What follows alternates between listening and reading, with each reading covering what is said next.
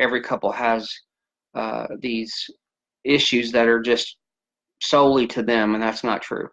Most couples have patterns, and that's what we look for in psychology and counseling, is patterns of behavior, patterns of communication, and we look for those. So if I'm working with a couple, typically I talk to one, talk to the other, and bring both together, because they each have their own issues that they're dealing with personally, and then the relationship itself has issues that need resolved.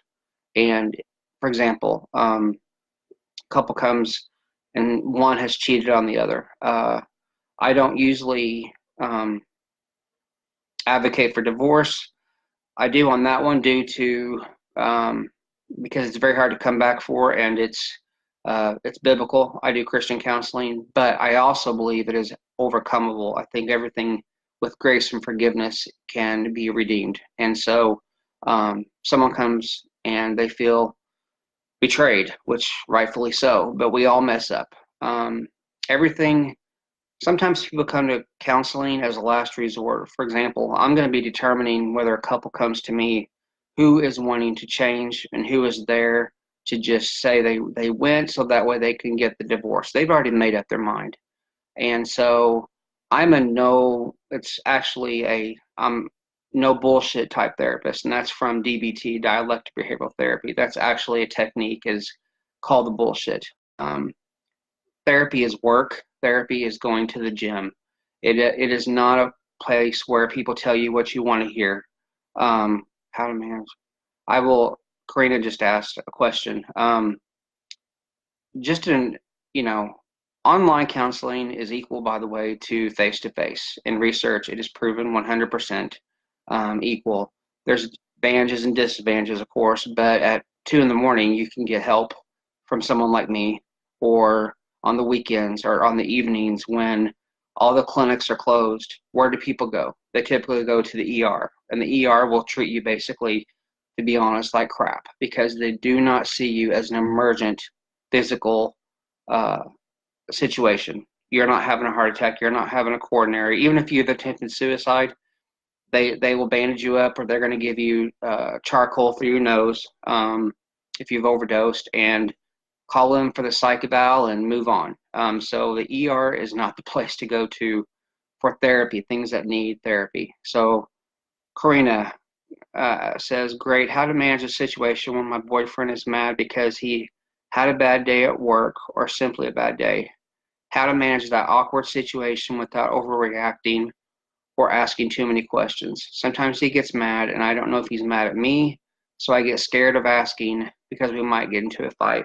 So on this, Karina, the situation is your relationship. And so with your relationship, it's not, for example, everything you type there is good, but it's symptoms of the bigger problem, which is communication. It is your relationship. It is the strength of your relationship. What I would suggest is not worrying about how to talk to him. You should not even have to worry about how to talk to someone that loves you unconditionally. There is, obviously being cognizant of if he's in a bad mood, wait till he's in a better mood. Those are some ways to take care of the symptoms, but strengthen your relationship. Do have a date night. That's homework I always give couples, and I give homework every single time in person and online if people want, because you want therapy to continue. But sometimes he gets mad, and I don't know if he's mad at me. So the confusion there, so that's going to cause you to doubt yourself, most likely, Karina, doubt yourself as a spouse or a girlfriend, and then you're going to behave differently. And I'm going to use this to teach how a belief or a thought, for example, if you believe I'm a bad girlfriend, you're going to feel bad. You're going to feel emotions which are false, which are lies. Emotions are either true or false. You might feel them and they're there, but it doesn't mean they're truth. So then that affects your behavior. So you start acting paranoid around him or walking around eggshells. So it's called in cognitive behavioral therapy the thought, emotion, behavior loop.